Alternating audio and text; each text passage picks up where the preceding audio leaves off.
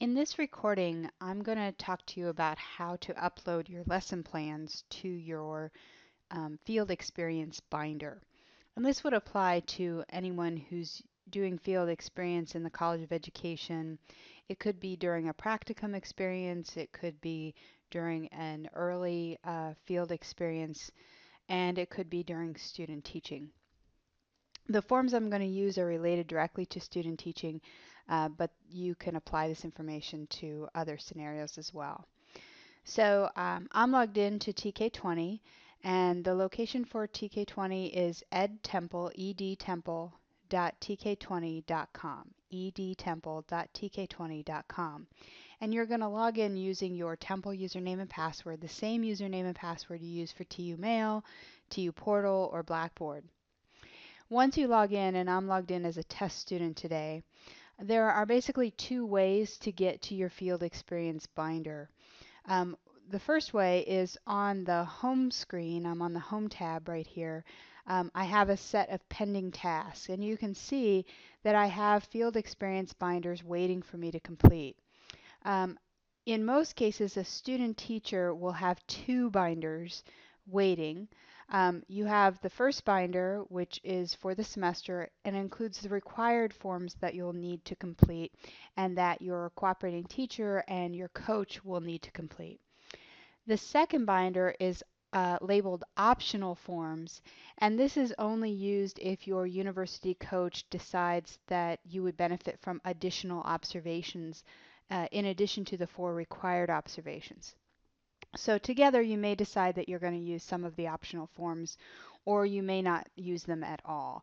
But you'll definitely use the field experience standard forms or required forms. So those are the two binders that you should see once they've been deployed to you. Now I'm going to work in this sample binder for the purposes of this demonstration. So the easiest way is on the Home tab, I could just click on the name of that binder, and that would take me directly into the binder.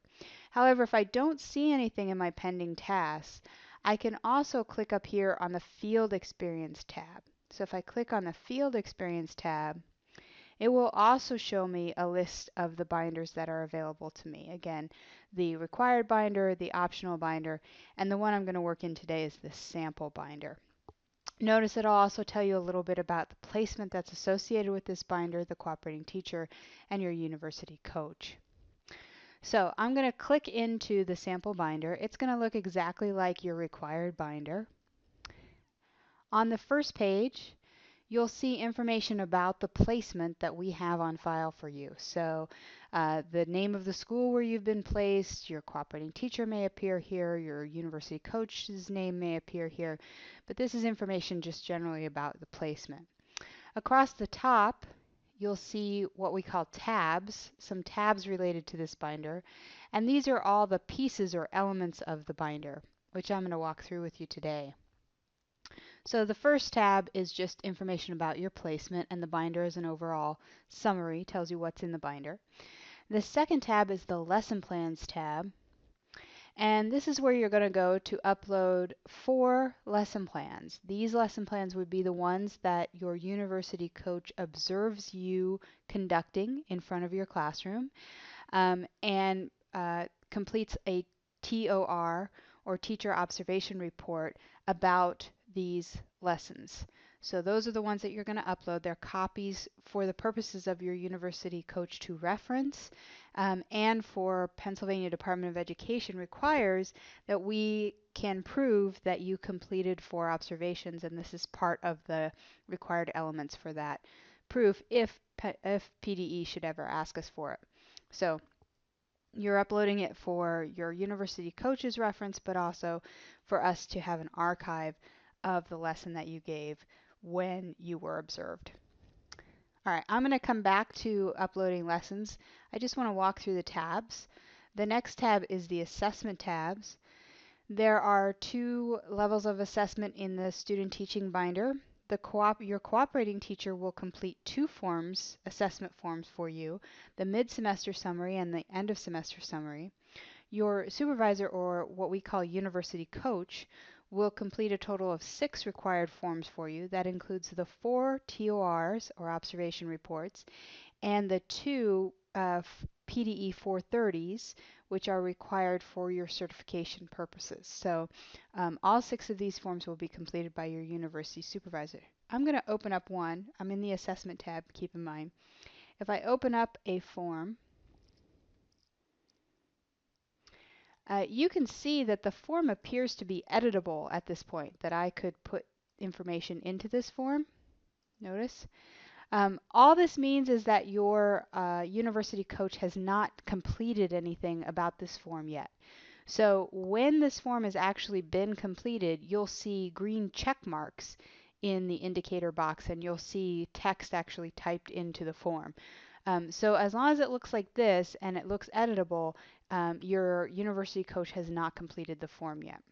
But this is, in fact, the location you would go to see those completed forms once they've been filled out. So you'll want to check back on this tab once your coach lets you know that he or she has completed the forms on your behalf.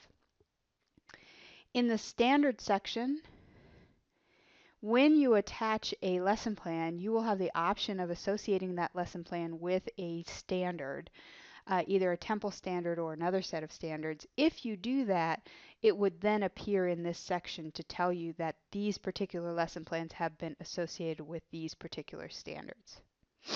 The feedback section, if your university supervisor annotates your lesson plan or provides feedback about your lesson plan via the feedback form, then you would go here to review that feedback or those annotations. In this case, we don't have any feedback, so nothing is listed. So assessment is where you're going to go to see the completed forms. Standards is where you're going to go if you associate standards to any of your lesson plans. And feedback is what you're going to go see if your university coach provides annotations on any of your lesson plans. So let's talk about uploading your lesson plan. That's the lesson plan tab. So hopefully that makes sense. And there are 4 lesson plans that you need to attach. You can also attach other items if you are instructed by your seminar instructor or your university coach. So you could do that here, but those are optional. The additional attachments are optional. These 4 are required. So there are actually 3 links under each section. First of all, there's the section to actually load the lesson plan itself, and that's the select option. Then there's the option to attach your reflection on the lesson plan. And finally, there's the option to attach standards to the lesson plan. So keep in mind these are 1, 2, 3 items for each section of the lesson plan. So I'm going to start by attaching a lesson plan. So I'm going to click select next to the lesson plan option. And a form is going to appear inside TK20.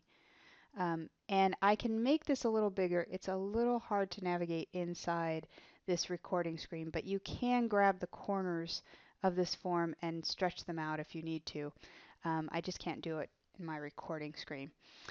First of all, you can retitle the lesson plan. So it has a default title in it, but you can say this is, for instance, grade. Oh, I have it already in here. Sample lesson plan for math grade 3 comparing fractions. And you can add a description if you want to. It's not required that you do. But if you want to add some more detail about it, you can. You can also do the same thing here. So this might be math grade 3 comparing fractions. This title will appear in your binder. This title will only appear when the lesson plan is opened up. That's the difference there. And you want to give an approximate date of when you presented this lesson to your classroom and an approximate time. It doesn't have to be exact. We're just interested in thinking about whether students perform more strongly in the morning or in the afternoon, and doing some analysis in that way. Grade level, subject, so obviously math, and then your role in presenting this lesson, whether you were a lead teacher or you had another role. Now you'll notice that the lesson objectives are required that has a little asterisk by it that tells you that this is required. However, if you provide these lesson objectives and learning outcomes in your lesson plan document, you can just type C lesson plan document attached or C attached or something to that effect. So you have to put something in the box, but you don't have to give all this detail if in fact it is in the file that you're going to attach. Now notice that you have a couple of options for how you can attach. One of your options is to just drag and drop into this window, and I'm going to jump over here. So I'm going to drag and drop my lesson plan into that section, and I just want to make sure that it says upload success. You could also choose the select file option and then browse and navigate to the file wherever it is on your computer and attach it that way. Either way is fine, whichever you're more comfortable with. In this section, you're going to talk about your goals for this lesson. That's your personal development goals. And again, if that information is in the attached document, you can just say see attached lesson plan or see reflection. Either way. Any additional comments? I wasn't sure if I should dot dot dot, those kind of things. If you have questions or comments that you want your university coach to see, you have the option to attach additional documents. This might be examples of student work that you've scanned. It might be a PowerPoint that you presented with the lesson or other sort of lesson support documents. And you would only attach these if your university coach encouraged you or asked you to do so.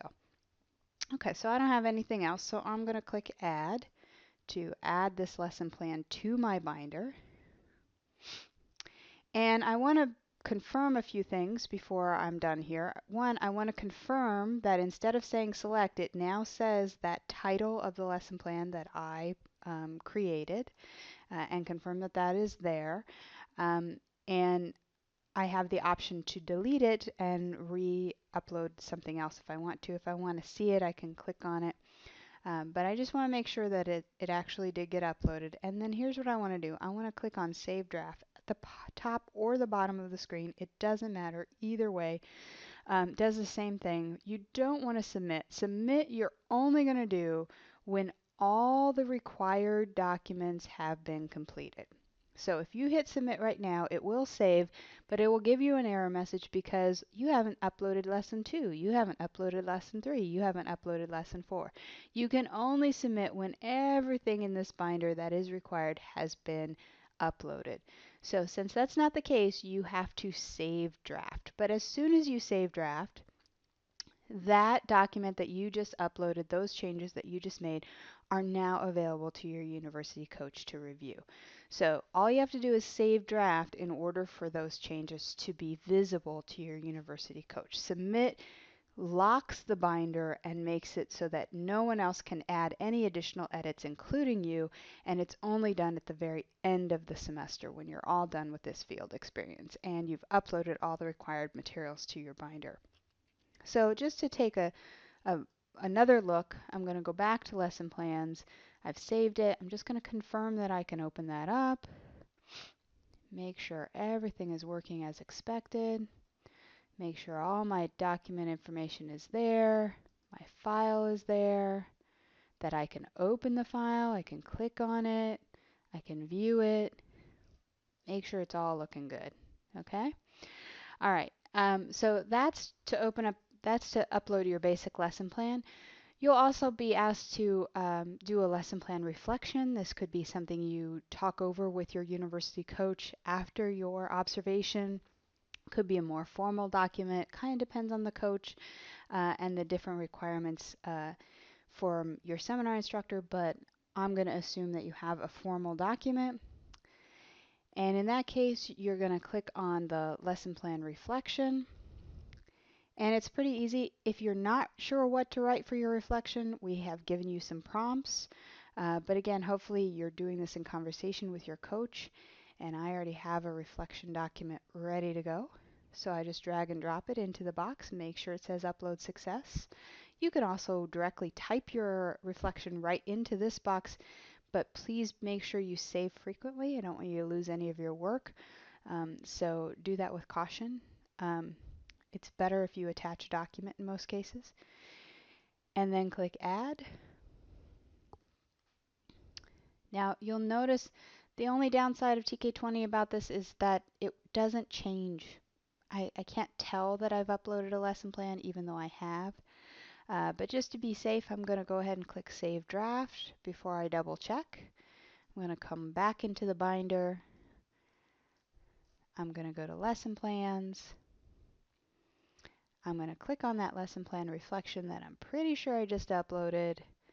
I'm going to click on that document and make sure that I can open it and view it. If you can open it and view it, then your university coach can open it and view it. Okay? If you can't open it and view it, if you get an error message, your coach will get an error message too. So very important that you come back and confirm that everything is working as expected. Any problems, anything that you're not certain of, go ahead and re-upload. Do another upload. Now, remember I talked about earlier, you have that standards tab and you have the option of associating standards as well. This is not required at this time.